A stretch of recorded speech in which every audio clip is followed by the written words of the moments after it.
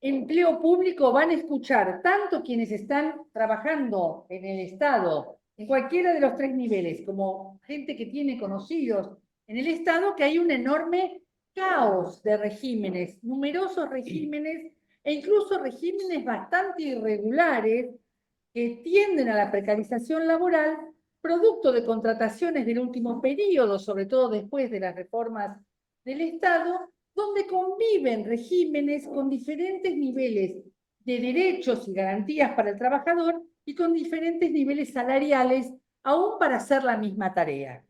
A este escenario no se llega de casualidad, se llega a partir de un enorme embate que hubo contra el Estado, sobre todo en la década del 90, donde las leyes de reforma le pidieron al Estado que no contrate más. Y obviamente los estamentos estatales buscaron vías alternativas para estas contrataciones, incluso con organismos internacionales, a través de colegios profesionales y otras vías que les permitieran resolver la imposibilidad de contratar. Lo comento esto. Adelante, bienvenidos, bienvenidas los que están llegando. Bienvenidos, hay lugar aquí, si no tienen silla.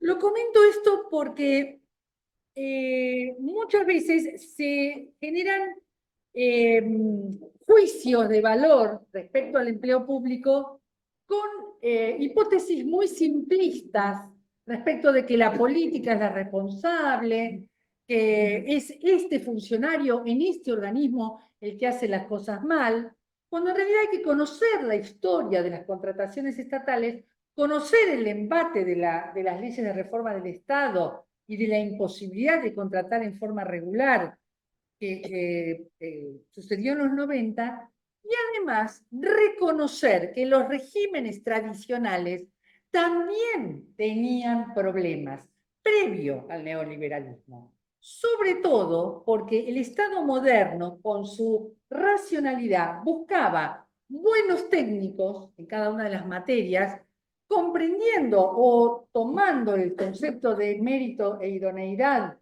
constitucional, ¿no? Esta convocatoria abierta que debería hacer el Estado a las personas con idoneidad y mérito, tomando esta idea como que la idea era técnico profesional, que tenían que ser personas idóneas en lo técnico, sin importar cuál era su concepción del Estado, su concepción de los derechos, su concepción de cada política pública. Entonces allí le crearon una suerte de obstáculo a los proyectos políticos, a los proyectos de gobierno y a los decisores, a los gobernantes, a la hora de elegir personas comprometidas con un proyecto de gobierno y un proyecto nacional.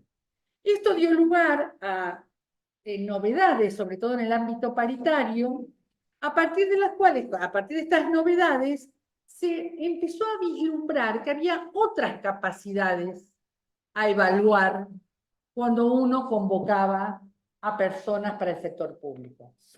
Capacidades que debían tener que ver con su posicionamiento ético e institucional respecto del Estado, respecto del ambiente, respecto de la salud pública, respecto de los derechos humanos, porque con los sistemas tradicionales uno podía traer como director de un hospital a alguien que no creyera en la salud pública, solo por el hecho de que era un excelente cirujano.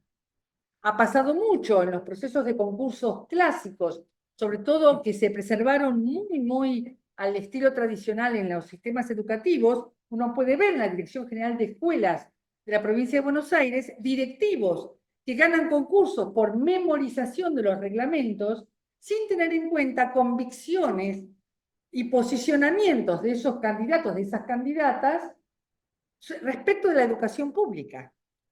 Y un tercer conjunto de capacidades referidas a su capacidad de relacionarse, a su capacidad de conformar equipos, de comunicar, que no necesariamente vienen adosadas al título profesional. Son capacidades que hay que evaluar por sí mismas. Esto empezó a conversarse en paritarias. Las paritarias se reabren en nuestra década a partir de la asunción de Néstor Kirchner, y estas discusiones se pusieron sobre la mesa y empezaron a tener una suerte de camino a recorrer.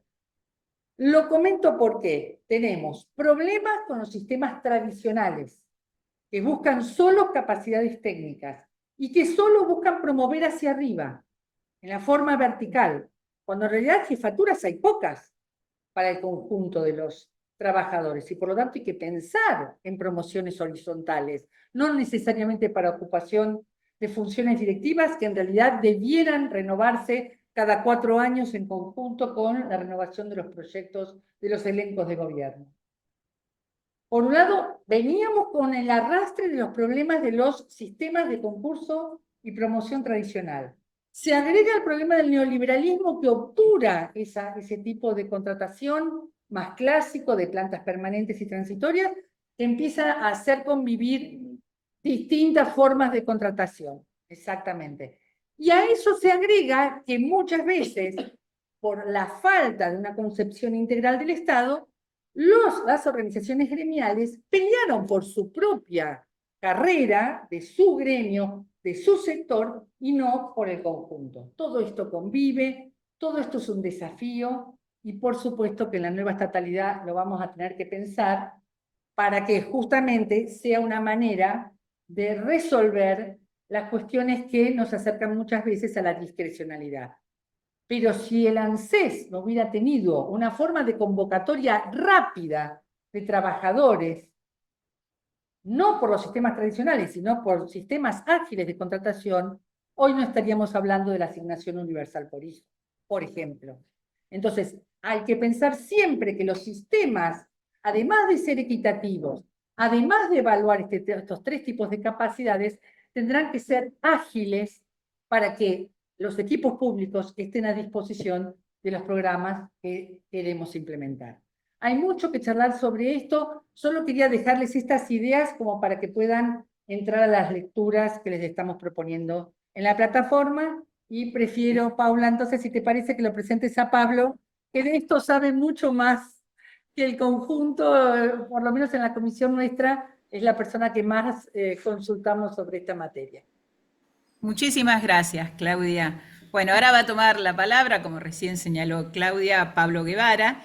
Pablo es abogado egresado de la Universidad de Buenos Aires, especialista en Derecho Laboral, integrante del Consejo Directivo de ATE Capital entre el 2015 y el 2019 e integrante de la CTA de los Trabajadores Ciudad entre el 2010 y el 2018.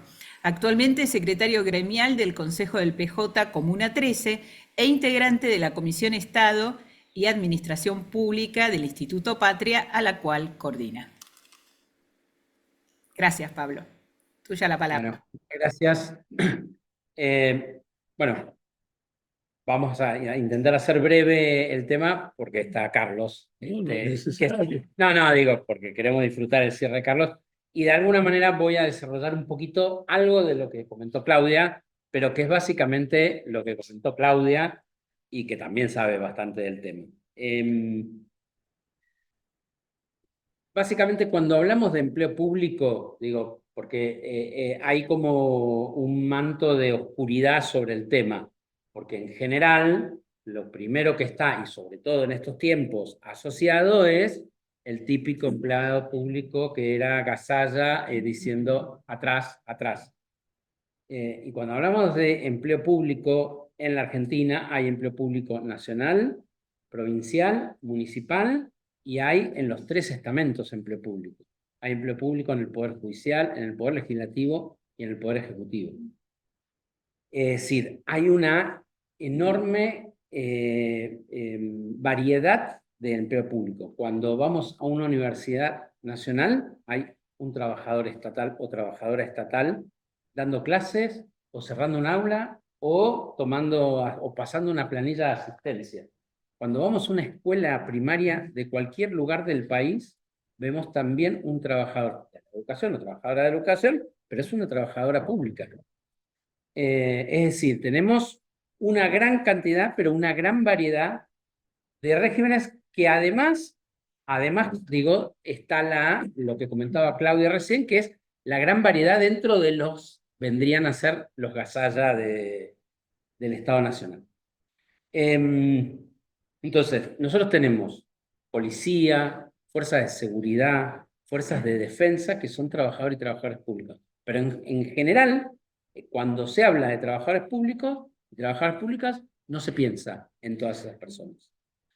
Nosotros tenemos alrededor, en base a los datos de diciembre del 2023, que claramente han cambiado, teníamos una cantidad de trabajadores nacionales públicos y trabajadoras públicas nacionales de alrededor de 880.000 trabajadoras públicas.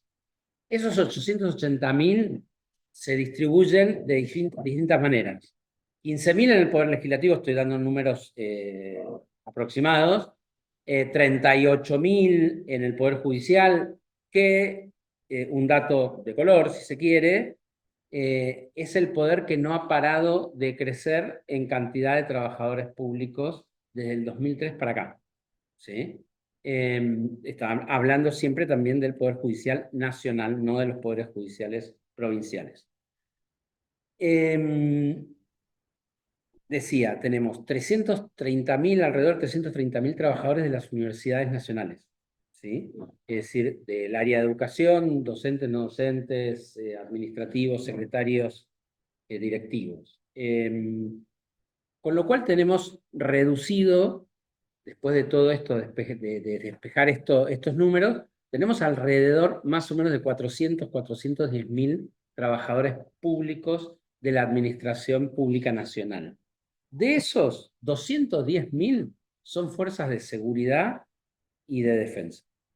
Con lo cual tenemos 190.000 trabajadores públicos entre AFIP, hoy ARCA, Vialidad Nacional disuelta, pero digo, a la Administración Pública Central, los ministerios, pero además distintos organismos. Teníamos al 2023 cerca de 105.000 trabajadores en empresas públicas nacionales. Lo que está haciendo Milei, el desguace que está haciendo en todo este tiempo, no afecta a las fuerzas de seguridad ni de defensa, más allá de que sí le afecta el ajuste, pero no en términos de despidos. Lo que sí afecta es a esos 190.000 trabajadores de los ministerios, de las distintas administraciones descentralizadas y a los trabajadores de las empresas públicas. Empezó con un desguace muy grande en el interior del país, en todo lo que tenía que ver con las delegaciones del país, con las delegaciones del Estado Nacional presente en el territorio. Eso fue un primer ataque. Y eso hoy se estima, no hay un número estrictamente oficial, pero se estima en 50.000 puestos de trabajo perdidos, básicamente en la administración centralizada y en las empresas públicas.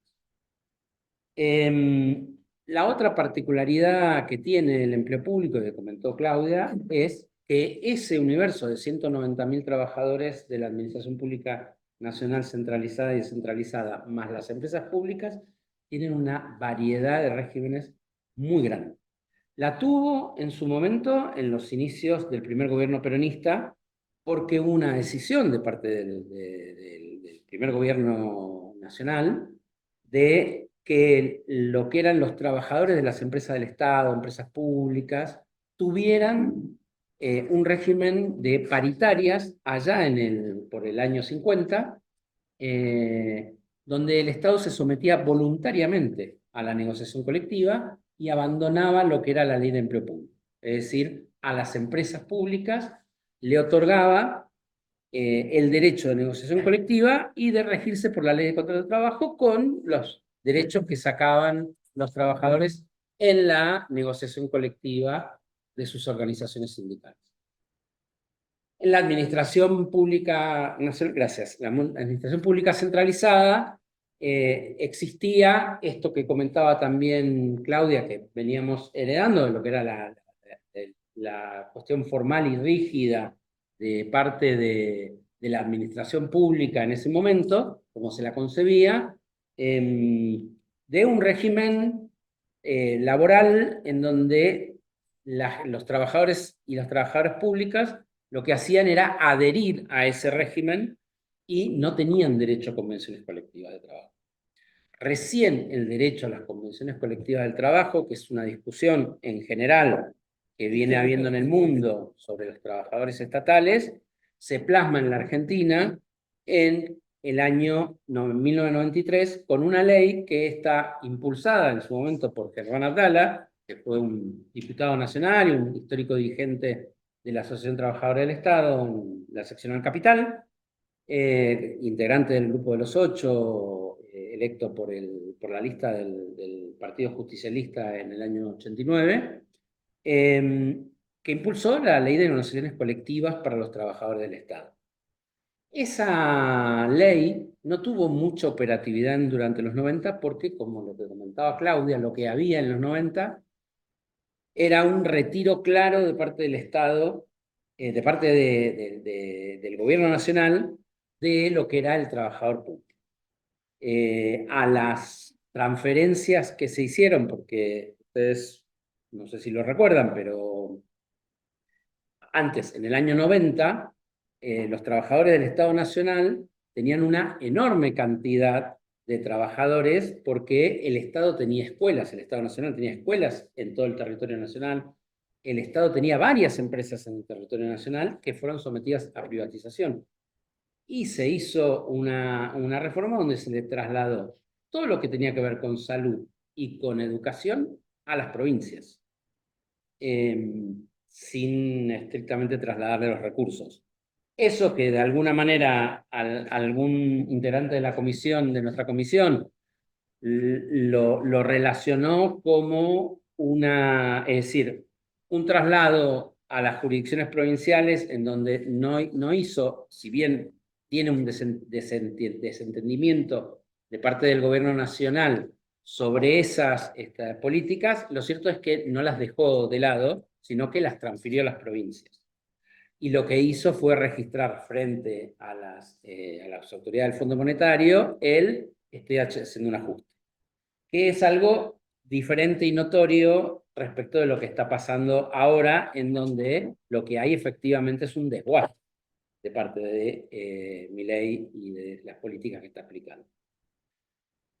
En los 90 hubo otra política que se empezó a plantear en las leyes de reforma del Estado, que fue la introducción del congelamiento de la planta permanente y la prohibición de llamar a nuevos concursos.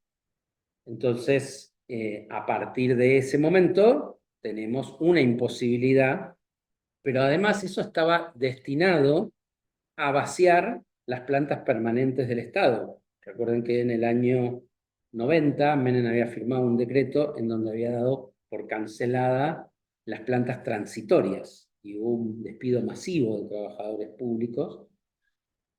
Y entonces lo que fue haciendo fue que durante todos los años 90 se fueron achicando el plantel de trabajadores y trabajadoras del Estado, reduciéndose la cantidad de trabajadores permanentes y estando en cero los trabajadores que hoy conocemos como trabajadores ley marco contratados con relación de dependencia. A fines de la década de los 90, en el comienzo del 2001, todos los contratados que estaban trabajando en el Estado lo hacían bajo el decreto de consultorías y le facturaban al Estado, en ese momento no había monotributo, pero le facturaban al Estado cuando en realidad estaban cumpliendo funciones permanentes. Lo que pasa es que no tenían recibo de sueldo, no tenían aportes jubilatorios, no tenían obra social, no tenían licencias, en fin. Cuando asume Néstor, en el 2003, había 14.800 trabajadores contratados bajo esta modalidad que facturaban al Estado. Y solamente había 82 trabajadores contratados de ley marco con recibo de sueldo. Designa en lo que era la Secretaría de Gestión Pública a Norberto Ivancich. Norberto Ivancich empieza, como comentaba Claudia, convocando a los sindicatos a discutir cómo resolver esto, porque necesitaba tener trabajadores públicos, necesitaba tener una política sobre esos trabajadores públicos, necesitaba orientar la máquina. Hago una breve El otro día Adriana Clemente acá decía algo de no habitó el Estado, habitar el Estado. Bueno, venía con la intención de habitar el Estado y necesitaba llevarlo para un lugar y necesitaba trabajadores y trabajadoras que pudieran entender eso y llevar ese barco hacia ese lugar. Y Norberto Ibarcicha estaba empecinado en eso y de alguna manera obsesionado con empezar a dotar a estos trabajadores de, en principio, una relación de trabajo, digamos.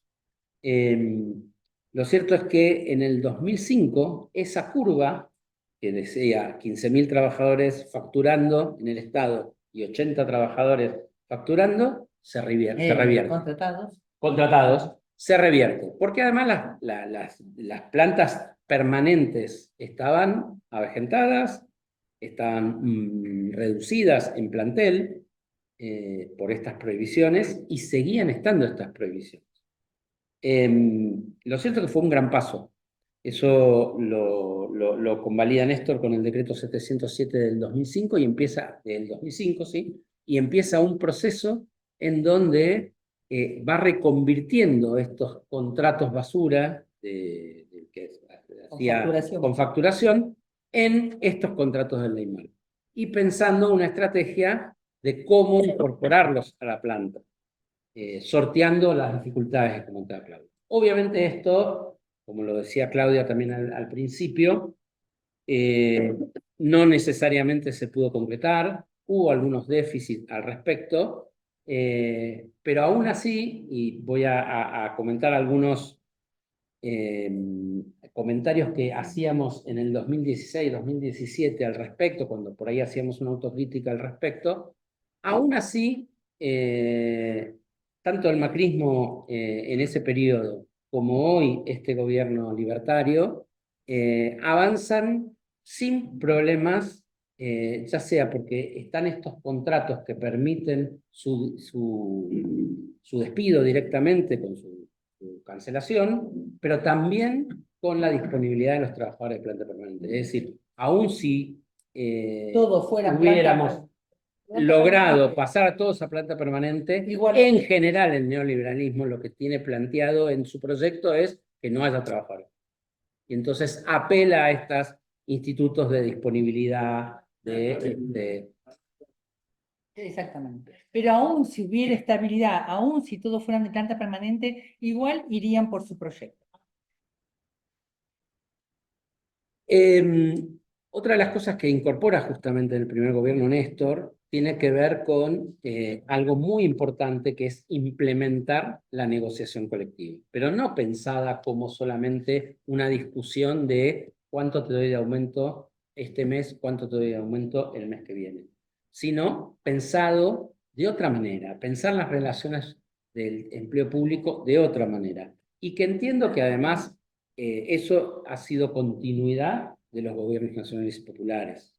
El convenio colectivo en el 2006, que se firma, y lo firman los dos gremios estatales mayoritarios con representación de ATE y UPCN, el convenio colectivo general, implica, como decía Claudia, un avance en el manejo de las relaciones laborales. Claramente igual, el proyecto lo define quien conduce y lo define la política claramente, pero lo hace en conversaciones con las organizaciones sindicales.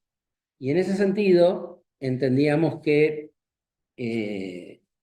les sugiero que lo lean, lo traje hoy, pero me parece que vamos a abreviar el prólogo del convenio colectivo general, que lo destaca Hugo Cormick en un artículo donde está subido al aula virtual, que es muy interesante.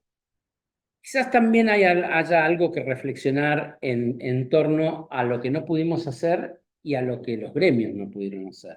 Yo creo que tenemos algo que repensar, tanto esto que decía Cristina en sus documentos, sus discursos, como también pensar algunas cuestiones los y las trabajadoras y los representantes gremiales de los trabajadores, no en términos de una autocrítica y autoflagelarse, sino en términos de cómo mejorar y cómo comunicar mejor. Lo que significa poder acceder a una negociación colectiva, porque, como justamente comentaba Adriana Clemente el otro día, esto de los derechos adquiridos, de pensar que, no, a mí me corresponde o no me corresponde. Hay luchas que preceden, hay cuestiones que revisar, y entiendo, por lo menos quienes participan en la Comisión de Estado y Administración Pública del Instituto Patria, podrán, y quienes no, los invitamos a sumarse. Estamos conversando con los gremios y tuvimos algunos comentarios al respecto que me parece que son interesantes y que entendemos que también deben hacerse dentro de esos gremios, más allá del diálogo que tenemos, porque también somos respetuosos de la autonomía de las organizaciones sindicales. Me quedaban algunas cosas más, pero... La idea Sí. central que te impactó del convenio que querías decir, ¿cuál era la idea? No, el prólogo, en términos de las intenciones que se propone el Estado y las organizaciones, porque lo hacen en conjunto, y es cambiar la lógica que hasta ese momento existía del empleo público. Es algo igual nuevo, novedoso, por más que estamos hablando, el convenio colectivo todavía no ha cumplido 20 años, lo cumple el año que viene. Es algo, un instituto para ser evaluado es muy poco tiempo, pero entendemos que ahí hay una clave muy importante de cómo avanzar. Sobre todo teniendo en cuenta que los gobiernos, tanto este gobierno como los gobiernos que hubo en la época del macrismo, son renuentes a discutir estas cuestiones con los gremios. Lo único que el macrismo atisbó a hacer es simplemente abrir una oficina para escuchar los reclamos de los gremios cuando llegaban tardes. Este gobierno no lo hace. Eso como algo impactante. Algo que también entiendo que en una discusión que en los años 80 inmortalizó Germán Abdala, que también lo había traído, con Bernardo Neustadt, que era como el programa, en donde Germán lo que decía es, el Estado no es una entelequia, no es algo que per se existe, sino que es algo que está en función de los intereses del proyecto que se ponen en juego. Entonces, claramente esto es algo a considerar, esto es algo respecto de lo que plantea Claudia, que está en los textos que sugerimos en el aula virtual. Y bueno, y lo último con lo que cierro, a raíz de esta discusión que comentaba Claudia, que en general la ha instalado los proyectos neoliberales, que es, este organismo es técnico, este organismo estatal cumple esta función y no nos salimos de poner el sello de acá, ponerlo acá. Y hay que saber poner el sello de acá a acá. Porque cuando entra la política, nos cambia todo. Sí, esto está muy instalado. Lo comentaba también Adriana Clemente cuando decía, fui al ANSES a tramitar mi jubilación en septiembre del 2023 y el trabajador que me atendió me dijo, acá todos van a votar por mi ley.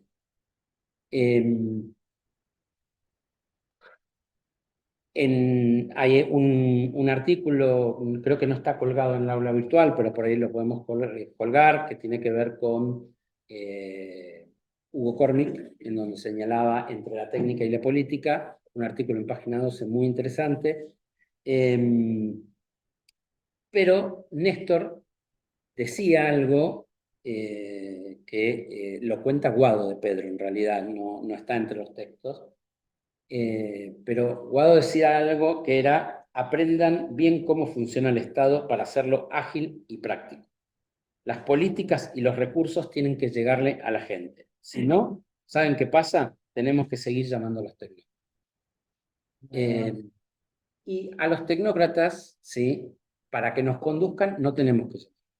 A los técnicos, para que le definan el lugar de cómo debe ir y cómo deben distribuirse los recursos y cómo le deben llegar a la gente que lo debe hacer la política, sí los tenemos que hacer. Y eso de alguna manera es algo que pone Hugo en su artículo. Bueno, les presento nuevamente a Carlos. Carlos Zanini es abogado, acompañó a Néstor Kirchner en los cargos de secretario de Gobierno Municipal durante su intendencia en Río Gallegos.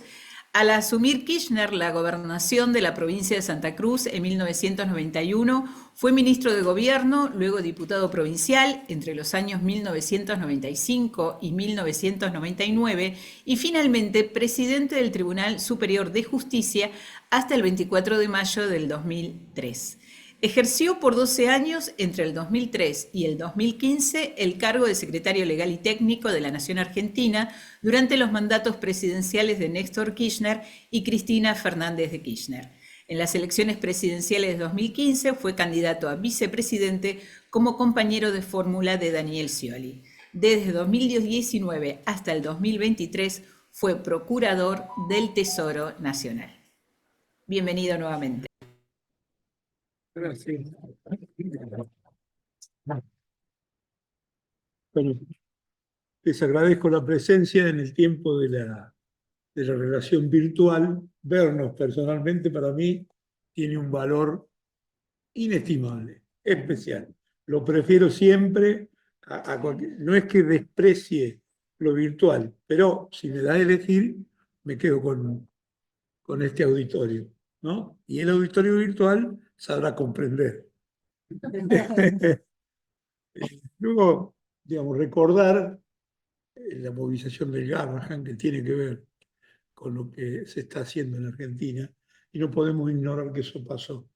Y poner un poco el curso este bajo una consigna central, que es Cristina, por su inocencia, tiene que estar libre, ¿no?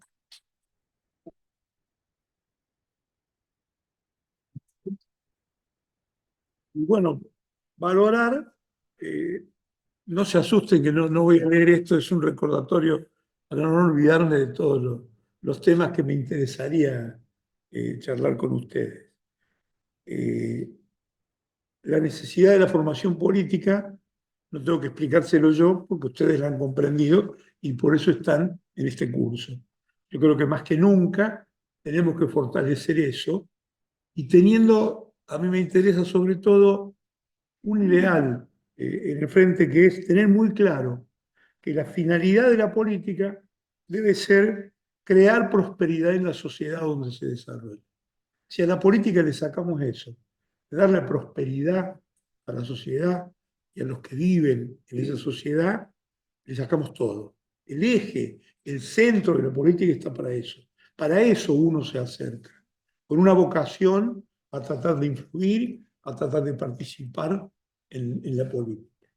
Y bueno, es la política la que nos ha dado un eje para nuestra actuación desde que adherimos a una serie de ideales. Yo buscaba, dice en su unipersonal, el Daddy Brieva, que el padre era un peronista, dice que decía, mira, el peronismo es justicia social y no sé qué otras dos cosas más, pero también, ¿no?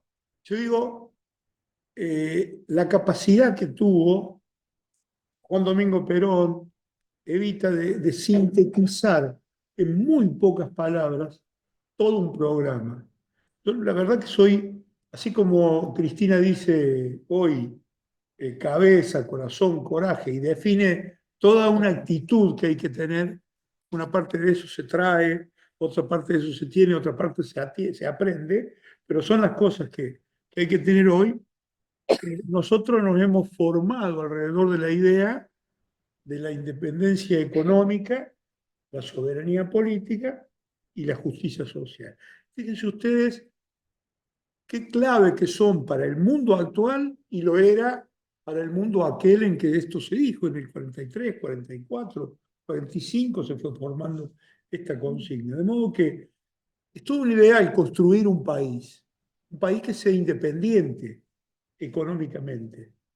Para poder ser independiente económicamente, necesita tomar la decisión política en el seno de ese país. Por eso la soberanía política. Y sin justicia social, ni la independencia económica, ni la soberanía política tienen sentido alguno. Es decir, esto que digo yo de la prosperidad para la sociedad donde uno está resumido en estas cosas. Y fíjense ustedes que nos lo quieren cambiar a independencia por endeudamiento, a soberanía política por alineamiento automático con el más fuerte, y la justicia social por la miseria planificada. Mire si tenemos para luchar, para conseguir dar vuelta la situación que estamos viviendo. Y pensando en cómo explicar esta importancia de la política en la situación actual para fortalecer, porque lo que estamos viendo es que la gente se está alejando de la política, no concurre a votar, le presta menos atención, probablemente porque la política no cumplió con esta finalidad de dar prosperidad.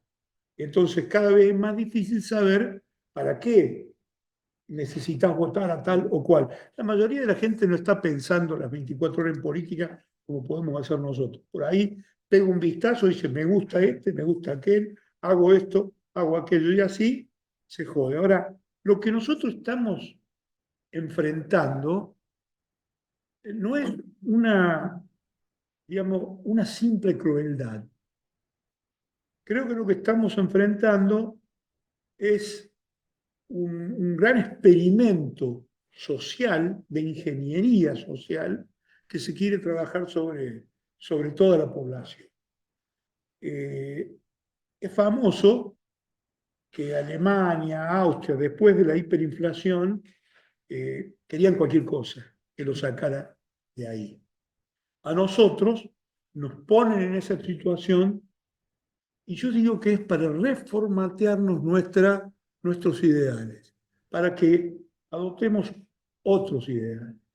Y esto no se me ha ocurrido a mí en el aire, lo he leído, lo he encontrado en gente que tiene mucha experiencia en economía, por ejemplo, Carlos Leiva lo dice, refiriéndose a lo que fue el Rodrigazo, dice, ojo, dice, no fue un simple hacer esto o hacer aquello, fue hacer esto para crear una situación de crisis que cambiara la mente de los argentinos, una ruptura.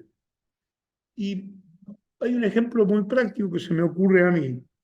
Nosotros vivimos desde el 2003 al 2007 un promedio del 8,5% de inflación. Del 2007 al 2015 con un promedio del 9,4% de inflación. Esta inflación que tuvimos del 1,6 implica, según algunos comentarios, el 30 y pico por ciento, no, el 15,3 o 15,6 semestral. Sin embargo, yo he escuchado reportajes en donde la gente dice, no, la verdad que estamos mejor, ¿no?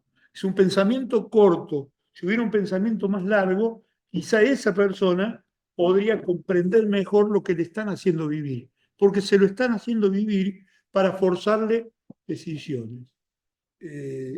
Mansilla, el encuestador, el economista que hace encuestas aquí en español, que se conoce por ahí de las radios, él dice que había encontrado un diferencial entre la Argentina y el resto de Latinoamérica y que acá era más valorado el Estado, más valorada la prestación de los servicios públicos por parte del Estado que en otros lugares de Latinoamérica.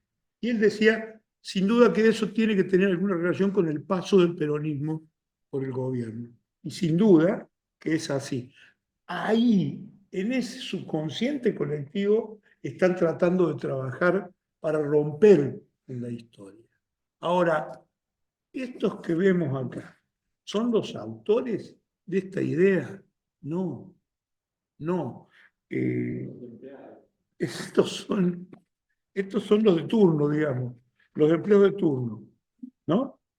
yo digo, hay un sueño oligárquico en la Argentina de retrotraer las cosas al primer centenario, que se junta con una acción pensada y planificada del Fondo Monetario Internacional para lograr esos objetivos. Ahí se juntan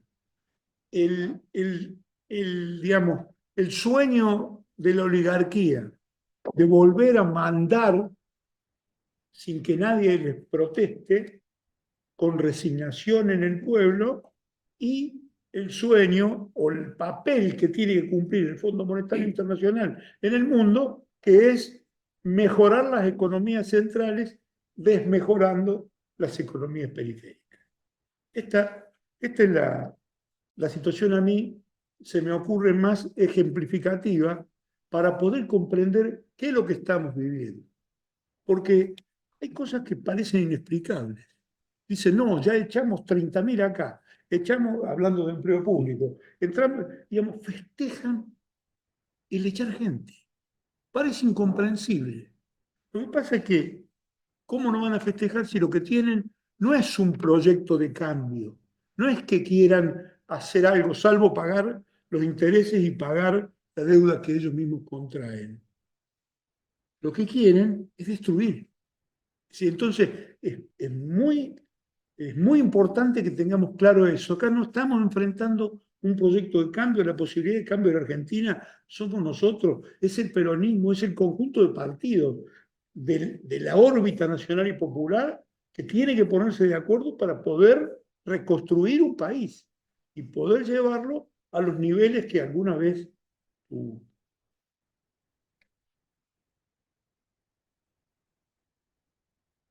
Yo quería hacer una historia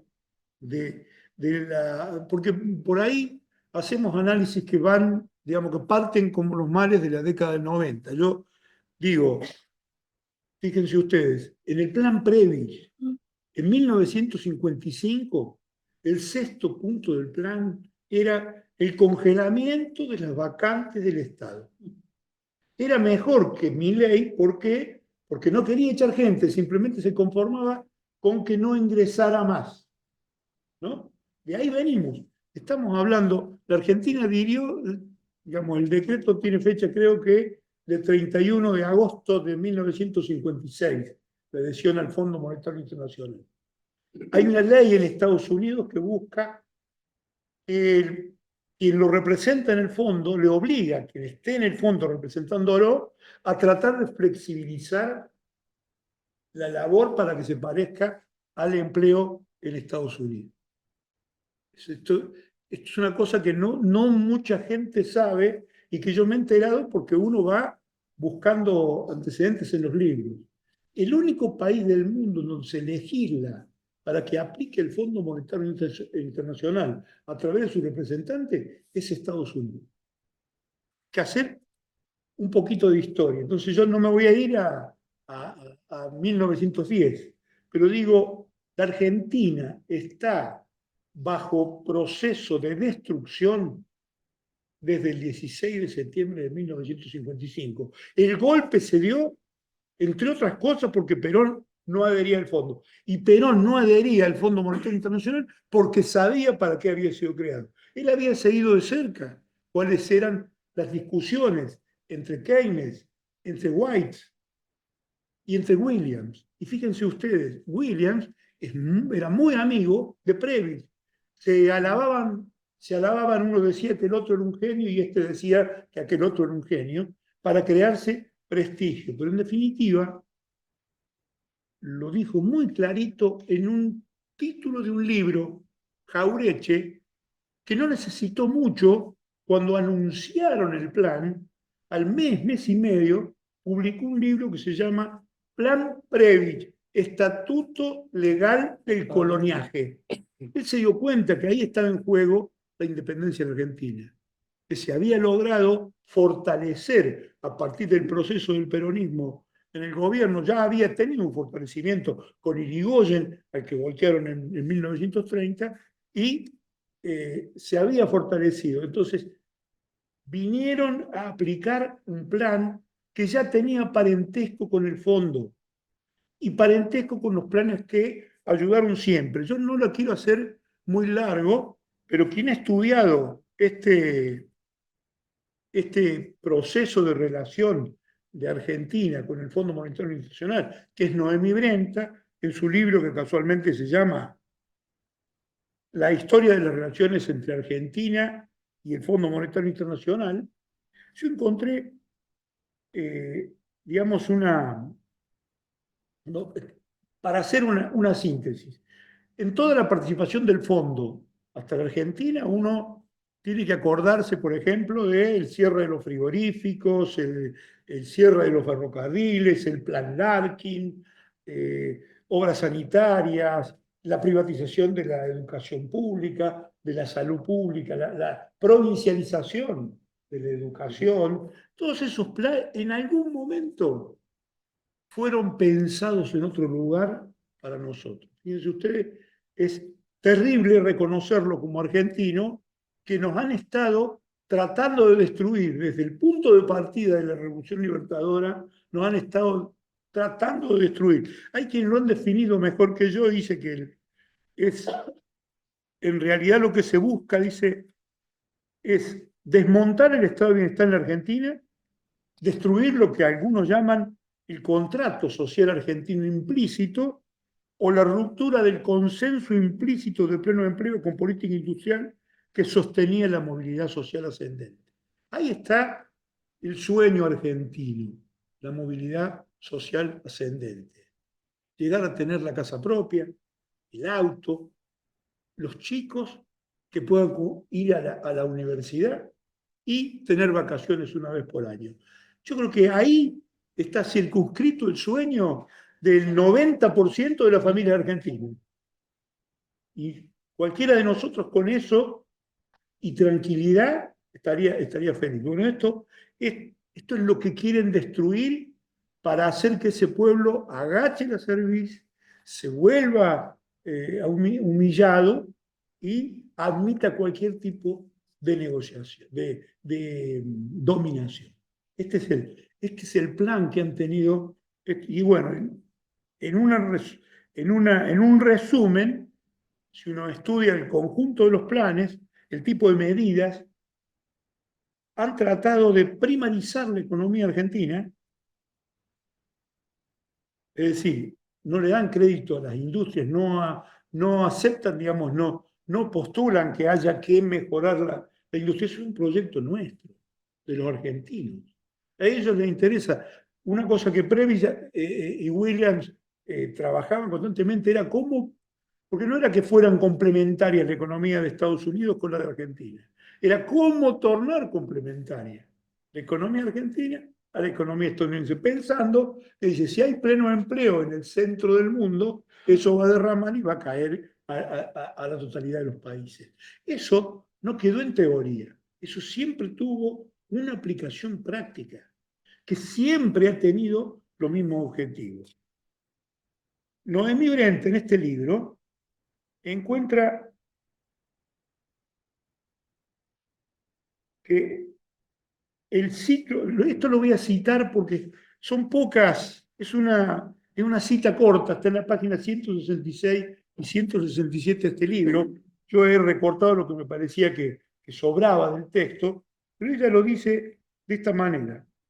Porque vieron que todos empiezan igual. Yo recordaba, lo primero que hicieron fue devaluar, Macri lo hizo, bueno, también lo hizo Previs al comienzo, también lo hacían.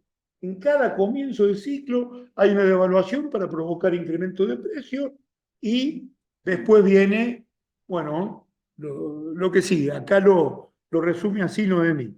Dice, el ciclo completo de un plan de ajuste comprende 4 etapas. Aceleración inflacionaria, para eso la devaluación, estabilización para los precios, recomposición, es decir, una nueva relación entre precios relativos, y ruptura.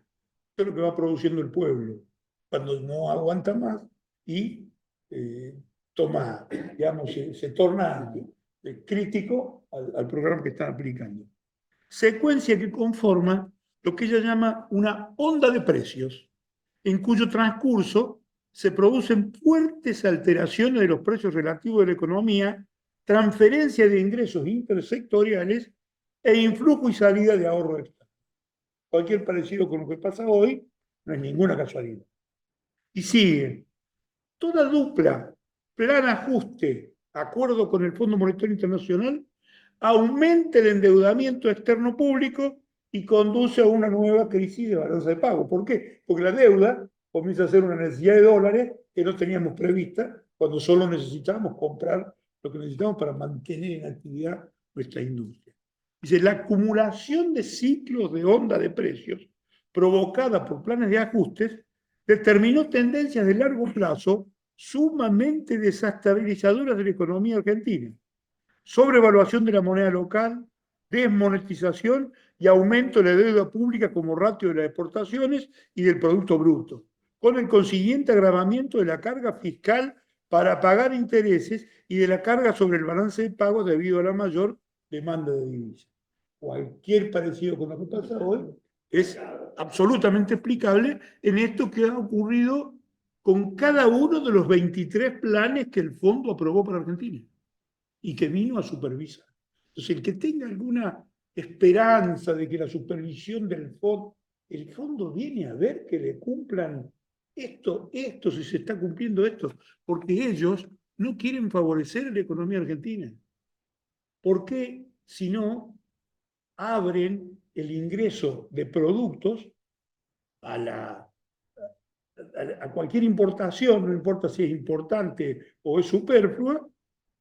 ¿Por qué? Porque son ellos los que venden desde allá lo que se va a comprar desde acá.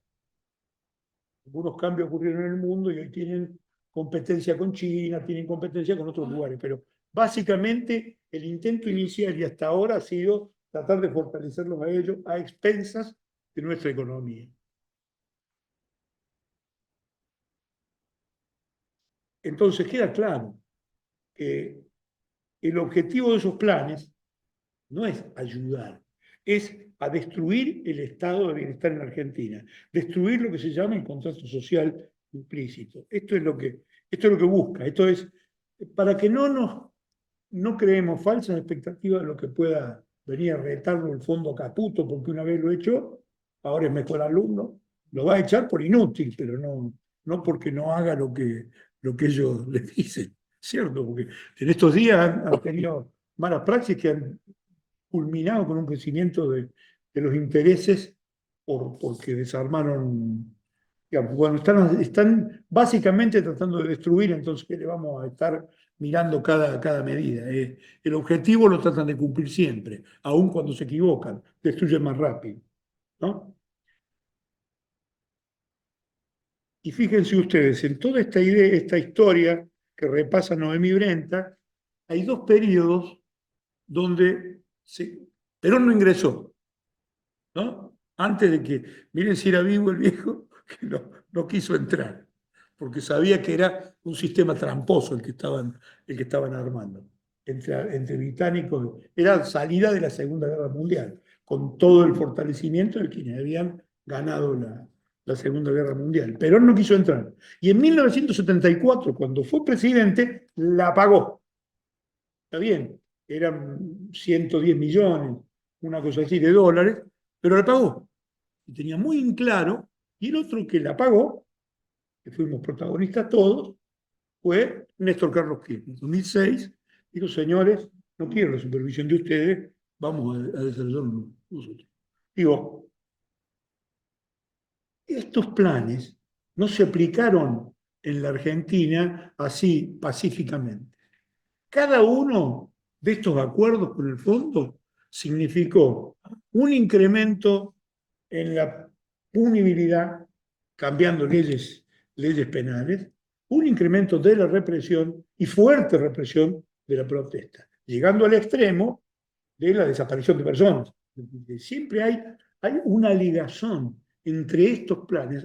Hay una experta externa del Fondo Monetario Internacional que fue contratada para hacer un informe sobre el impacto de los planes del fondo respecto de los derechos humanos, que los dejó muy en evidencia, y ese informe creo que está colgado en la página del Fondo Monetario Internacional.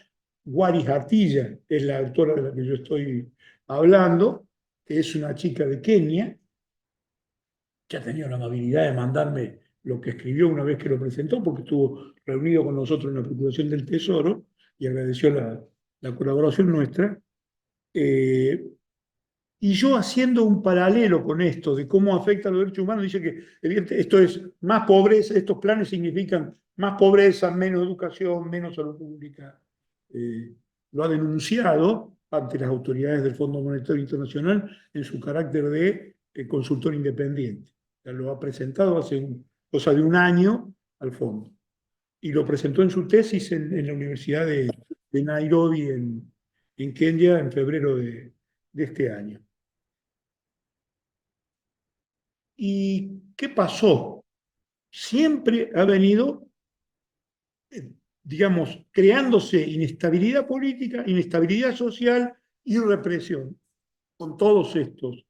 Y llego a la conclusión, mirando la historia legislativa argentina, que después ha tenido que venir detrás la política para solucionar los problemas que el fondo le había creado.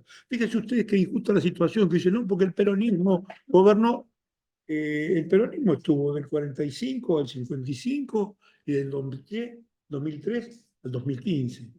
Son 20 y pico de años, ¿cierto? 22 años y medio. El Fondo Monetario Nacional viene desde 1956 conduciendo la economía argentina, salvo el periodo en que Néstor pudo pagarle. Fíjense ustedes, ¿quién tiene la responsabilidad de la situación en que estamos? Entonces, cuando escuchemos por ahí, ¿qué querés con los políticos argentinos? Mirá, ¿qué querés con el Fondo Monetario Internacional? Los políticos argentinos han hecho lo que han podido. Y yo voy a 2 o 3 ejemplos. Con Frondizi, plan con Intes para poder aplicar el fondo. ¿Qué pasó después? Me equivoqué, plan con Intes vino después. Estoy hablando la Revolución Libertadora, cárcel, persecución, juicio por traición a la patria, Perón Chorro, proscripción, que viene atado de la mano. En 1958, comienzo del gobierno de la NUCE, amnistía, la ley 14.436, para amnistiar el desbarajuste que habían hecho para sostener el plan de la Libertadora. Después plan con Intes, después, digamos, represión, el Cordobazo, Rosariazo, Mendozazo, termina en otra amnistía, que es la 25050 de el 2007. A ver si dije bien los números, porque por ahí, al apelar a la memoria, uno... Sí, 14436 del 22 de mayo de 1958, la otra es del 27 de mayo de 1973, la promulgación me refiero, y después del golpe del 76 ya no fue una amnistía, pero fueron medidas reparatorias para las víctimas hasta un proceso que todavía estamos viviendo hoy de memoria, verdad, justicia, para condenar a los culpables y esclarecer los hechos de que fueron víctimas todos los detenidos desaparecidos. Es decir, siempre, yo quiero que quede en todo caso como idea en la cabeza para que ustedes me ayuden a formarla mejor, a los planes del fondo ha tenido que venir después a reconstruir siempre la política. No solo del peronismo, cualquier partido que se haga cargo tiene que reconstruir algo, salvo los que acuden de nuevo al fondo, los endeudan y se ponen en gendarmes de su política en la Argentina. Pero es como que si no fortalecemos la política, si no logramos que la política tenga músculo, no vamos a poder parar este plan de destrucción que estamos enfrentando. Entonces, digo, ya un poco para terminar, está muy bien que nos preparemos, que nos formemos. Tenemos que formarnos sobre todo en la idea esta de cómo darle prosperidad a nuestra sociedad, cómo sacar adelante la Argentina. Y los peronistas en particular tenemos digamos, muchas fuerzas que confluyen para que esto empiece a dar frutos. Primero, la idea de que si pensamos más o menos lo mismo en los temas centrales, tenemos que estar juntos, pero tenemos que pensar lo mismo en los temas centrales, ¿no? Y además, a la vez de fortalecerlos como peronismo, la necesidad de ser amplios para atraer a otros sectores, porque esto ya no es tarea de un partido, ya es tarea de la política con mayúscula. Acá tenemos que marchar hacia un amplio frente nacional y popular, multipartidario y multisectorial, ya no se agotan los partidos políticos, para poder ponernos de acuerdo en 5, 10 temas básicos sobre los que tenemos que trabajar a pesar de las diferencias políticas, ponernos de acuerdo en eso con el objetivo de dar prosperidad a nuestro pueblo. Si no, no vamos a recuperar la fuerza para la política porque no va a tener el cariño de la gente. Yo creo que en ese orden, la cárcel de Cristina se explica desde ahí. Es la gran operadora política en esta Argentina para lograr una gran unidad, para lograr una gran concertación, para lograr un gran consenso de poner las 4 o 5 líneas básicas que la Argentina necesita para salir adelante. Mientras tanto, si no logramos mejorar nosotros en esto y en fortalecernos organizativamente y fortalecernos en la militancia y dando a luz cada uno de los conflictos que crea este accionar destructivo del gobierno de turno, no vamos a poder sacar a la Argentina. Entonces, creo que una tarea central es sacar a Cristina de donde está. No tiene que estar presa, tiene que estar libre, porque tenemos que recuperarla íntegra para que con toda su capacidad logre ponernos de pie. Yo la sé capaz de intervenir, digamos, sé lo que significó como mujer en el gobierno y esto de que hablaba Víctor Bulla, que hacía referencia recién, yo me acuerdo de una experiencia personal. Cuando voy por primera vez en la carpeta a que firme ella, Néstor me decía traidor porque me había quedado con ella cuando iba yo a Olivos. Eh, y un decreto, ella leía absolutamente todo. Dice, no, pero esto porque siempre se hace así, Cristina, siempre se hizo así. Mirá la respuesta tonta que le fui a dar. No, no, pero yo no voy a hacer lo que siempre se hizo. Es buenísima. Y después hay una experiencia en Santa Cruz. Nosotros en Santa Cruz pasábamos una situación crítica en los comienzos de los 90. Néstor era del 87, era intendente. Sufrimos una crisis provincial ahí y tuvimos que hacer un juicio político a quien estaba en el gobierno de la provincia. Y en esa gestión legislativa, que fue conseguir los 2/3 de la Cámara de Diputados, que parece un objetivo tan lejano, los 2/3 de la Cámara de Diputados, los 2/3 de la Cámara de Senadores en el orden nacional, Cristina tuvo un papel central y logró convencer a un conjunto de integrantes de la Unión Cívica Radical que eran diputados en ese momento para que apoyaran un proceso. Y un proceso que a Santa Cruz le significó 20 años de estabilidad política y de crecimiento en todo. En eso, en la tarea, digamos, no de formación, sino de hacer política con los demás, supo ser amplia, supo ser convocante y supo trabajar con un objetivo claro, que es lo que tenemos que hacer nosotros. Creo que el objetivo tiene que ser la libertad de Cristina, pero no quedarnos ahí. También recuperar al país de este plan destructivo de que está siendo víctima, aunque sea por el voto popular. Es lo que más duele. Pero bueno, esta tarea de crear crisis para educar pueblos la vienen haciendo desde hace mucho tiempo. La han hecho varias veces y no habían logrado éxito, esta vez lograron llegar. Es decir, desistieron de las botas y con los jueces logran lo que por ahí no pueden con los golpes militares. Entonces, el panorama es complejo y nosotros tenemos que ser amplios en el análisis, no quedarnos con una solución mágica de una cosa, saber que es multicausal y que va a necesitar de muchas ideas, no solo de las nuestras. Empezar a valorar la posibilidad de ampliar acuerdos compartidos, de tener ya el Frente Fuerza Patria en Provincia de Buenos Aires, es una realidad y es un conjunto de partidos, ya no se agoten nosotros, que tiene de importante que nosotros hacemos el mayor esfuerzo por lograr la unidad hacia adentro, pero también la unidad con quienes nos acompañan. Entonces, creo que tanto en diputados como en el Senado han empezado a haber buenos resultados que tienden explícitamente a eso, a dar prosperidad.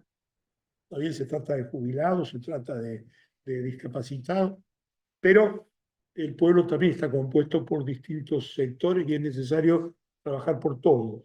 Si no se puede por todos, por lo menos por algunos. Yo quería felicitarlos porque han llegado al fin de este curso, que sé que no es fácil tener la constancia de poder llegar hasta el final. Espero que hayan sido de vuestra utilidad y, bueno, nos encontraremos en las calles, en las unidades básicas, en los lugares donde haya que estar, para gritarle a todo el mundo que queremos parar este plan de destrucción, que queremos construir una Argentina como la que soñaron nuestros mayores, como la que soñaron los próceres de Mayo y los próceres de Julio, y bueno, como la que soñó Perón, Evita, Cristina, Néstor, y la que podemos concretar, Dios quiera, sea en el curso de nuestras vidas. Bueno, tengo aquí algunas preguntas, muchas ligadas bueno, al eje que tomó Pablo en relación a la problemática del trabajador público y vienen acompañadas con comentarios. La primera de ellas dice, leyes anticuadas que no contemplan trabajos, por ejemplo, el de la Dirección General de Escuelas en la infraestructura escolar. ¿Cómo agilizar esos cambios? Porque el impedimento siempre ha sido pasar por las cámaras y es allí donde se traba. Otra pregunta comenta, ¿qué piensan con respecto a esos trabajadores que estuvieron precarizados al momento de reconocerlos y al pasar a planta permanente no los puso en un pie de igualdad con respecto a su antigüedad y categoría correspondiente? ¿Creen que es una deuda pendiente para corregir en un futuro? Otra pregunta es alrededor de cómo democratizar el acceso a los puestos del Estado. Y hay dos comentarios en distintos sentidos. Uno señala, antes entraban los familiares, ahora la gente que viene de la política. Trabajo hace 10 años en la Administración Pública Nacional y la gran mayoría de la gente de carrera votó a Milei por ese enojo en los cargos e ingresos. Y en la otra pregunta, también relacionada a la democratización de los puestos de trabajo, está relacionada, insisto, con la docencia, que dice, visto y considerando que hay suplencias interminables por puestos de mayor jerarquía que inhabilitan a dichos suplentes a titularizar, y así en todos los niveles educativos. Podemos comenzar, si querés, Claudia, con estas 4 para Pablo, y no sé si querés que le haga ahora a Carlos o le hago después. Yo prefiero que nosotras respondamos esta y ya quedamos con las preguntas para Carlos como cierre. ¿Te Perfecto, parece? bárbaro. Yo comento 2 cosas y le dejo las difíciles a Pablo. No, pero respecto de la Dirección General de Escuelas o los concursos o los procesos de ingreso, selección en la Dirección General de Escuelas y el tema de que haya que pasar por cámaras, que sean anticuados los cargos, que se prevén en las estructuras orgánicas del estatuto del docente, como de la orgánica de estos ministerios. Sepan una cosa, los organismos en general y los ministerios no escapan, llevan la marca identitaria en el orillo de quienes lo fundó. O sea, hay ahí una identidad que nace con la fundación de ese organismo. En el caso de escuelas, es hijo del normalismo. La Dirección General de Escuelas y todas las direcciones de escuelas de las provincias son hijas del normalismo, son hijas del sueño sarmientino. Yo siempre comento la misma anécdota. Si uno entra a calle 13, al edificio de calle 13, 56 y 57 en La Plata, le parece que en cualquier pasillo va a aparecer Sarmiento. Los muebles, los cuadros, el aire que se respira, los escritorios, las formas de tramitar los expedientes, porque siempre se hizo así, desde las épocas del proyecto Sarmiento. Esa transformación en las burocracias asentadas es mucho más difícil que en las burocracias jóvenes. Las áreas de derechos humanos, las áreas novedosas en la administración suelen tener más agilidad y nacen ya con la marca de las paritarias como espacio donde con más agilidad se pueden resolver los temas de ingreso y promoción. Por lo tanto, esa cabeza, corazón y coraje que Cristina piensa para el nuevo Estado, se necesita mucha más dosis en las burocracias asentadas. No casualmente, Cristina le dedica un párrafo particular al tema de la educación, al tema de estas suplencias, sobre suplencias, el índice de ausentismo de la docencia duplica y en algunos casos triplica y cuadriplica el promedio de ausentismos de la administración pública central. Con lo cual allí se va a necesitar una fuerte dosis de cabeza, corazón y coraje, se va a necesitar una revisión por parte de los sindicatos, de las organizaciones gremiales, de qué está pasando, por qué se desacopló de la opinión pública, y en esto se acuerda Adriana Clemente cuando nos comentaba cómo la escuela pierde prestigio en la pandemia por su actitud de cerrarse frente a la pandemia, aún frente a los conflictos barriales, no para dar clases, para todos se cerró, sobre todo en un primer momento. Entonces, el capítulo educativo merece un tratamiento especial y va a merecer un tratamiento especial, pero sepan ustedes que según la edad de cada uno de los organismos públicos va a ser su mayor o menor impregnancia respecto de paritarias, promociones horizontales, capacidad de hacer ingresos por capacidades éticas. Siempre cuento la misma anécdota, pero forma parte de la década ganada, comentar que Leonard Lanián, el gran interventor de la policía bonaerense, a partir de la creación del Ministerio de Seguridad, él tiene una primera actuación en la época de Duhalde y una segunda actuación mucho más madura en términos de sus políticas en la gobernación Solá, y Leonard Lanián logra modificaciones impensables para ese ministerio y para esa fuerza. De hecho, el ingreso, vos lo recordarás, Alberto, el ingreso al 911 de las personas que fueron parte del 911 se hizo por procesos de selección, por procesos de promoción que fueron inéditos y que nacían al calor de las paritarias que habían abierto Néstor y Cristina. La Municipalidad de San Fernando, siempre lo comentó el caso, acá Alberto está presente y él como secretario de gobierno formó parte de este cambio. En la Municipalidad de San Fernando se pudo, aún con la ley orgánica, aún con todas las reglamentaciones anticuadas, se hicieron procesos de selección y promoción de inspectores de calle, de directores de las áreas sociales, impensados años atrás en esas municipalidades. Entonces, de esto hay que saber, hay que aprender, pero hay que tener el coraje que tuvo Néstor, el coraje que tuvo en aquel momento, recuerdo, Leonard Lanián, o el coraje que tuvieron los compañeros de San Fernando. Siempre recuerdo algo, la compañera que hizo los procesos de selección como coordinadora de la unidad de selección del 911, fue tan eficiente su trabajo que fue convocada para ser coordinadora del 911. Y la compañera dijo que no lo podía aceptar porque ella había sido parte de los procesos de selección. Cuando iba a quintuplicar seguramente, cuadruplicar seguro su salario respecto del lugar que tenía como equipo de gestión de las áreas de gestión pública. Digo, acá se necesita cabeza, corazón, coraje y mucha ética para hacer lo que hizo esta compañera Julia, que también formó parte del asesoramiento técnico que se hizo en San Fernando.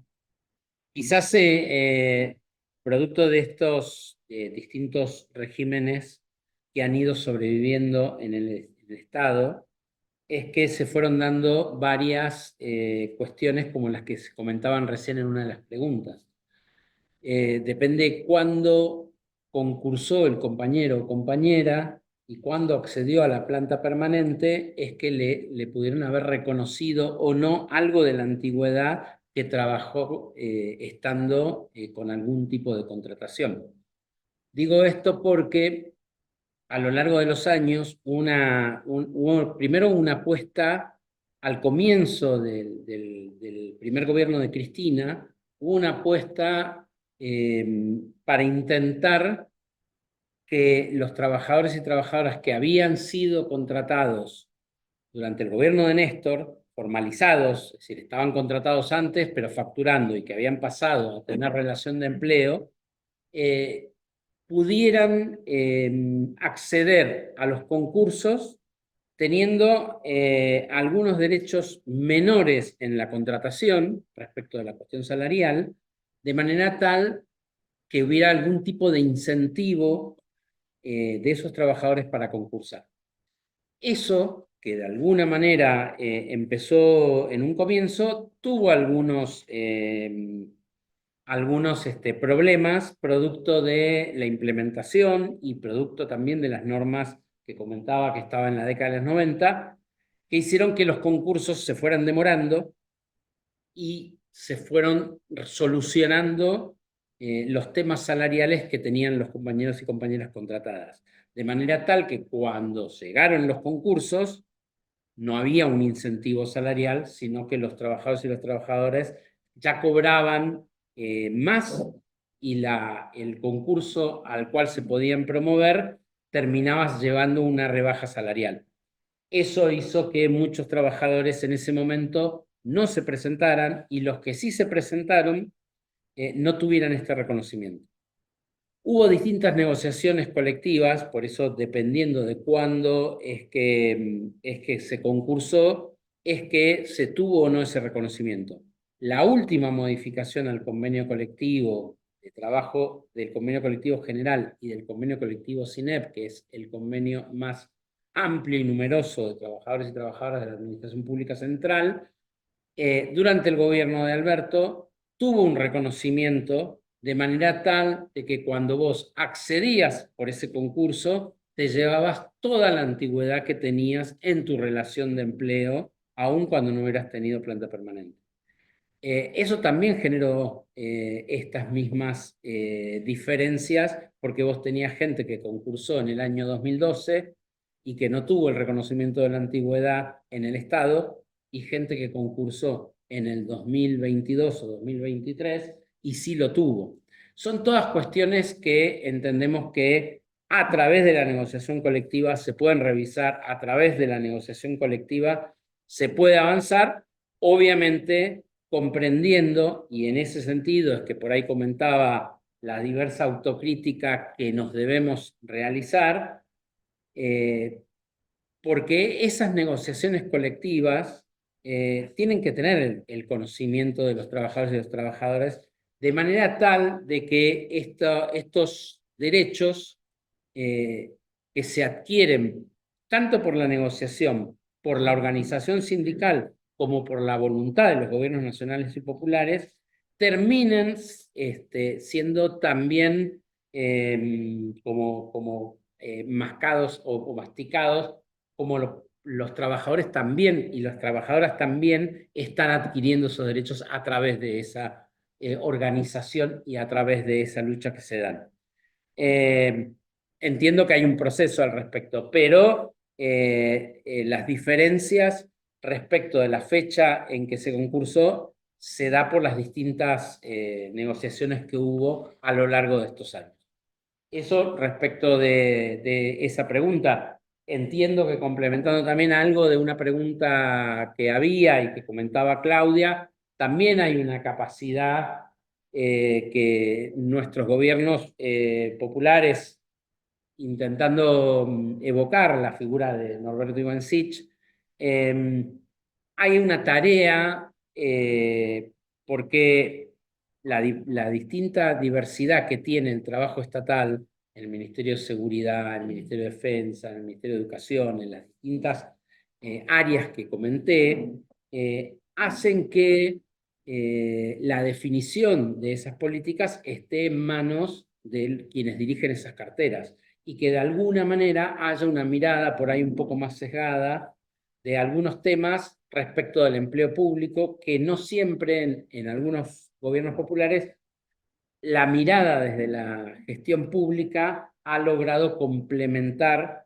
esta tarea y ha logrado dotar a las distintas áreas y distintos ministerios de las herramientas necesarias para obtener esta cuestión. Entonces, a veces, ¿qué me vas a venir a explicar a mí el tema de empleo público si yo el tema de defensa lo manejo mejor que nadie? Entonces, digo, hay algunas cuestiones a complementar, algunas cuestiones a aprender de justamente cómo los gobiernos neoliberales han logrado esto, pero porque tienen otro objetivo que tiene que ver con desmantelar el Estado. Pero bueno, hay algunos aprendizajes y cuestiones a resolver al respecto.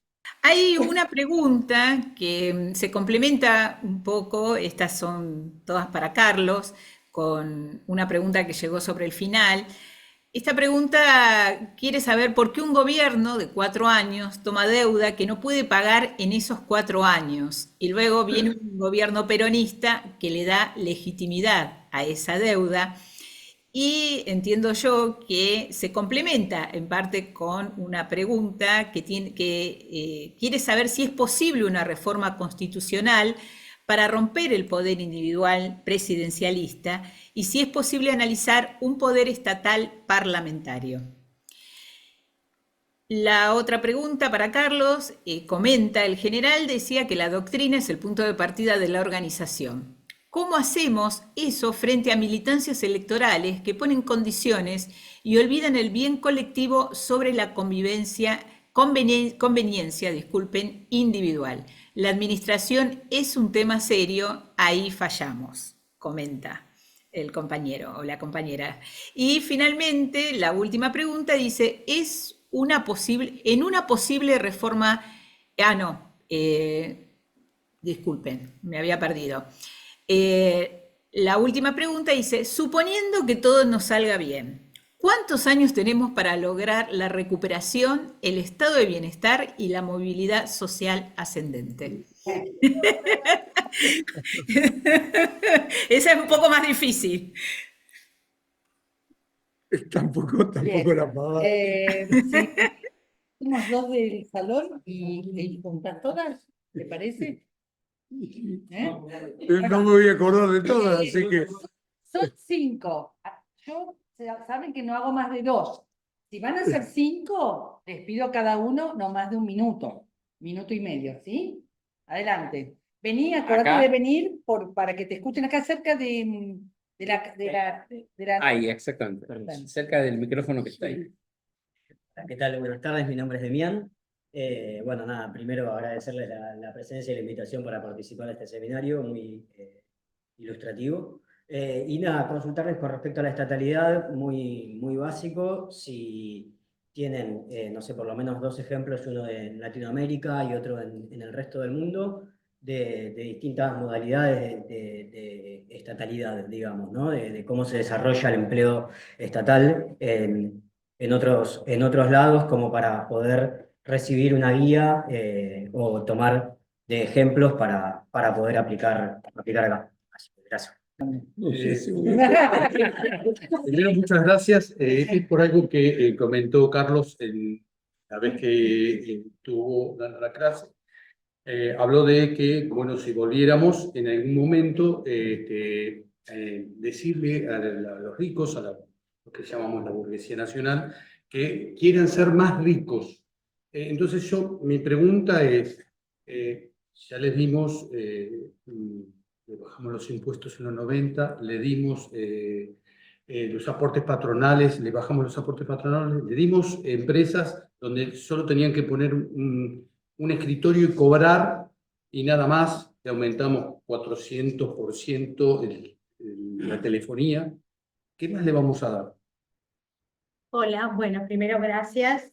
Es una pregunta, preocupación que tengo, en relación a esta intermitencia entre prosperidad que se logra muchas veces y luego destrucción. Estoy segura que Cristina va a quedar libre, estoy segura que vamos a volver a cierta prosperidad. Hemos pasado una dictadura y salimos de ahí, así que esto lo vamos a lograr. Pero, ok, logramos la prosperidad. Y un señor en la tele dice un discurso y se cae todo, más allá de otros problemas. Pero quiero decir, ¿qué política, o sea, cómo lo podemos pensar y qué se puede hacer respecto a ese divorcio entre el cuerpo propio y la experiencia de prosperidad y lo que se ve por TV? Muy bien, gracias. Soy Carlos Roldán. Fuerte, fuerte para que Sí, te sí. escuchen los Y me compañeros. quedó replicando el comentario de Claudia acerca de que el ausentismo en el sector docente triplicaba o cuadruplicaba el promedio de la administración. Algo falló ahí. Y me parece que tiene que ver mucho con la percepción masiva que hay respecto de la disconformidad del vasto sector de trabajadores asalariados no formales de la economía que llamamos habitualmente el negro, para que repercuta a la hora del voto. Así que ese es el... Gracias. Si te parece, digo solo para responder muy rápidamente a tu pregunta, sí, hay estudios comparados con todos los sistemas de carrera que se llaman del modelo continental europeo y estudios comparados con el modelo anglosajón, que está en toda la Commonwealth, que es mucho más ágil, pero que también tiene enormes dificultades a la hora de la promoción de los trabajadores públicos. El sistema continental europeo es vertical, piramidal, jerárquico, autoritario y está absolutamente en crisis, sobre todo en Francia, que es, digamos, el modelo que siempre se pone como el gran modelo de empleo público, está absolutamente en crisis, y estamos mirando cada vez con más cariño los modelos situados en nuestra realidad, porque son modelos de circularidad, son modelos de circulación de los liderazgos, un modelo que refiere más a la capacidad de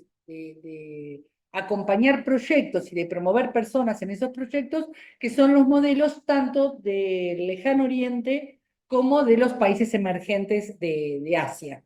Un modelo que se conoce como modelo circular, que muchos de nosotros lo conocemos porque es el sistema circular de las presidencias de las comisiones en el poder legislativo. En el ámbito empresarial se conoce como el toyotismo, que es generar personas, equipos alrededor de proyectos y no alrededor de estructuras jerárquicos verticales. Así que sí, eso está muy estudiado, circula poca bibliografía, te recomiendo que lo busques, es un tema apasionante y necesitamos para cuando regresemos muchos especialistas en empleo público. Bien. Ahora sí. ¿Qué tal? Primero, no me creo dueño de la verdad, sé que no la tengo, digamos, ¿no? Pero vamos por partes, porque hablamos recién, escuché por ahí, y se me activan cuidados cerebrales. Dice, vamos no del presidencialismo a un parlamentarismo.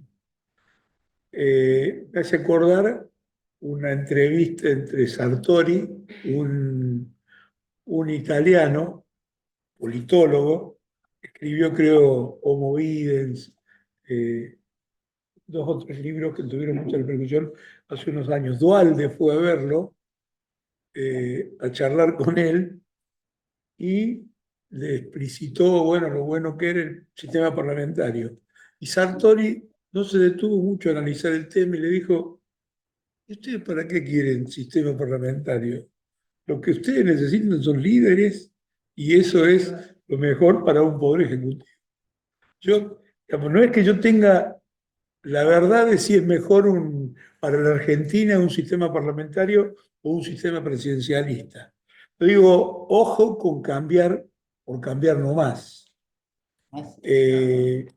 Nosotros tenemos una práctica política y casualmente una gran parte de la fragmentación política, que es lo que alimenta la posibilidad de que triunfen estos proyectos de destrucción, que no se darían si no hubiera fragmentación política, porque antes radicales y peronistas discutían una cosa y la discutían bien desde un distinto lugar, pero siempre dentro de una idea de patria, de que había que tener un país, de que había que conformar un país. En todo caso, eran ideas distintas de cómo hacerlo, cómo construirlo ese país. Uno de los problemas de la fragmentación deriva de que por la adopción de un sistema que impide las reelecciones, nosotros tenemos muchas veces dividido el liderazgo efectivo, el liderazgo político, del liderazgo institucional. Y eso ha sido en sí una fuente de problemas. Y, por ejemplo, al gobierno de Alberto me remito. Nosotros estábamos obligados a respetar el liderazgo institucional de Alberto, pero teníamos el liderazgo político, tenemos el liderazgo político de Cristina Fernández. Esas cosas hay que evaluarlas, hay que pensarlas, a lo mejor me convence de que tiene que ser distinto, ¿no? No sé si el compañero me entiende, yo no le estoy discutiendo su idea, estoy diciendo, si vamos a hacer una reforma constitucional, primero hay que hacer un gran trabajo político, porque es de alto consenso, son los 2/3 de las cámaras, de senadores y de diputados. Y segundo, hay que saber bien, ahí hay que tirar la flecha teniendo el blanco bien claro, porque miren lo que pasó en Chile, que las ideas brillantes terminaron por destruir la posibilidad de cambiar una constitución que le dejó la dictadura. Entonces, ¿por qué? Porque la tarea política no se realiza entre ángeles, se realiza entre seres humanos. Y esa tarea política, además, está bajo fuego de intereses económicos cada vez más importantes que tratan de influir sobre la política. Y son capaces de pagar cualquier cosa para destruir a quién, para subir a tal o para hacer fracasar alguna idea. Hoy se trabaja mucho más en el fracaso del otro que en el triunfo propio.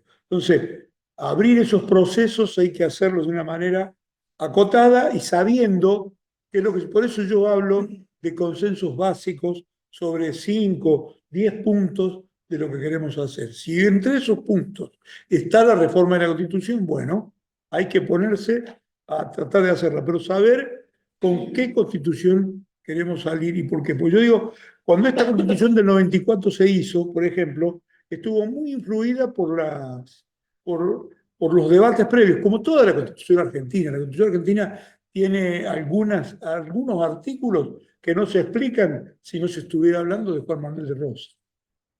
La suma del poder público, será traidor, ¿eh? Eso es porque lo hicieron ahí, como lo dijo Sarmiento, lo dijo mejor que yo. Lo dice, la Constitución del 53 se constituyó bajo la pólvora, en un cuartel, porque se hizo en Entre Ríos, en Santa Fe, y la Constitución del 60 se modificó bajo el olor a pólvora del combate de Cepeda, ¿no? Es decir, muy coyunturalista la solución y quedó como, bueno, algunos dicen ese es el contenido pétreo de la Constitución, lo digo de otro que pareciera menos importante, pero digo, hacer una Constitución es una tarea muy, muy compleja, hay que saber hacerla. Y un ejemplo, porque un presidente designó malos componentes de la justicia, se instaló una mezcla en la Constitución. La Constitución nuestra tiene una raíz norteamericana, que fue la primera experiencia de división de poderes en la práctica. Los franceses después vinieron a copiar ese sistema porque les pareció bueno que hubiera, por ejemplo, en materia de juicios, que se sustituyeran los nobles por los ciudadanos, cuando se componían los jurados. Eso le encantaba a Alexis de Tocqueville, decía, ahí hay una posibilidad de cambio muy importante. Pero nosotros fuimos a buscar el Consejo de la Magistratura, que no tiene que ver acá, el sistema que nosotros teníamos era de confianza en el presidente porque había ganado la elección. Entonces, ¿qué decía Jefferson, Hamilton? ¿Qué decía? Mirá, el que llega presidente por elección no va a designar a alguien que no sea capaz, porque no va a querer afectar su propio nombre. Y si ponemos que haya un conjunto de senadores que le tenga que dar al acuerdo, se va a impedir que ponga una banda propia. ahí va a tener que consensuar con otros para estar. Es un sistema que tenía chequeos, balances y chequeos en donde un poder controlaba al otro, pero cada uno dentro de su ámbito de acción. En el Consejo de la Magistratura, digamos, pero poniendo un final a la idea anterior, los jueces así, con ese sistema, eran designados, se decía, indirectamente, porque los designaban quienes habían sido, lo designaba el presidente que había sido designado, le prestaban acuerdo a los senadores que habían sido designados, y entonces recibían como indirectamente un aval de la política, como una garantía para que no tengan una agenda propia extraña a la que tengan los otros poderes. Eso en algunos países funcionó, en otros no. En la Argentina yo puedo decir hoy, el Consejo de la Magistratura no funciona. No funciona. Y además funciona mal porque permite, digamos, lo que hubiera funcionado es lo que nosotros propusimos, democratización de la justicia, elecciones, la posibilidad de que se ingrese por concurso, todo lo que hubiera roto muchas de las cosas que uno ve como defectos que tienen los cuerpos judiciales. Hoy soy un convencido que la solución no estaba en el Consejo de la Magistratura. Y nosotros tomamos la decisión del Consejo de la Magistratura. ¿Por qué? Fue una exigencia del radicalismo para que el presidente no tuviera más esa función. Otro ejemplo en caso de reforma, el DNU. DNU no existía. Y el DNU es malísimo para quien asesora en el Estado, porque abre una puerta que no sabemos todavía hacia dónde llega. El examen que hacía quien asesoraba jurídicamente a un funcionario era el análisis de la ley, lo que decía la Constitución, lo que decía la ley, y estas son sus facultades, esto es lo que usted puede hacer y esto es lo que usted no puede hacer. Y ahí tomaba la decisión, o cambiaba la ley o trataba de cambiar la Constitución. Pero ahí estaba el marco. Ahora, en todos los dictámenes dice, salvo que usted quiera utilizar otra vía, de modo que el DNU se transformó en una línea que es regla, que rompe por ahí la legalidad de los actos del propio Poder Ejecutivo, que puede dictar un DNU que sea ilegal, está vigente un tiempo y después se transforma. Digamos, los cambios hay que pensarlos antes, teniendo bien el objetivo de qué país queremos construir. Si vos me decís reforma de Constitución, sí o no, es necesario, porque esta está funcionando mal. ¿Cuál es la Constitución que tenemos que tener? Tenemos que discutirlo, tenemos que verlo, que vengan las ideas. No adoptemos, por ejemplo, porque algunos piensan, el Consejo Constitucional, en lugar de que haya una posibilidad del debate de cada juez respecto de la constitucionalidad de cada norma. Es decir, eso se llama el control de constitucionalidad difuso, cambiarlo por un control de constitucionalidad centralizado de un Consejo Constitucional, que solo tenga por función medir la constitucionalidad de una norma. Pero esa gente, y esto pasó clarito en España, esa gente viene de los partidos políticos y tiene sus alineamientos.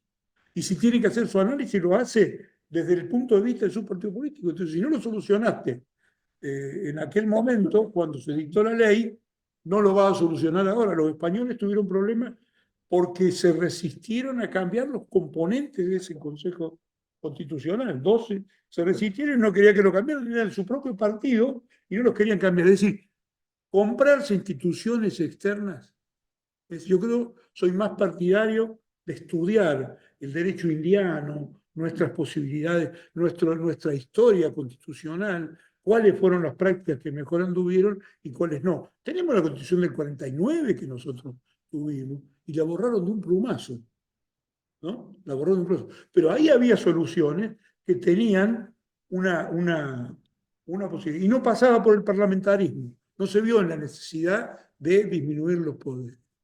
Y, por ejemplo, en cuestión de recursos naturales, la resolvió exactamente lo contrario que la Constitución del 94, que provincializó el recurso cuando la del 49 lo mantenía junto. Es la idea de que era mejor defenderlos como país. Porque hoy que vienen, hoy fíjense, ¿cuándo era más fácil? Y uno entra en la duda, si ahora o antes, porque cuando con un Milei de presidente, no sabe si te conviene que sea nacional. Mejor Por ahí provincial. es mejor que sea nacional. ¿No?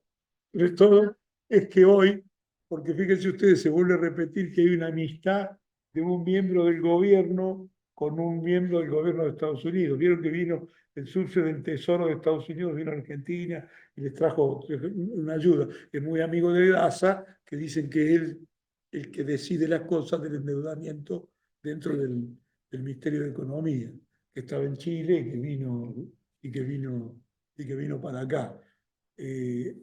Dicen que él está para que Vaca Muerta, el litio y el cobre que hay del lado argentino pasen a manos extranjeras. En ese punto está. ¿No? Bueno, muchas gracias, Carlos. Muchas No, gracias a todos. yo le agradezco a usted. Estas reuniones virtuales o presenciales son vivificantes para un militante como yo. Bueno.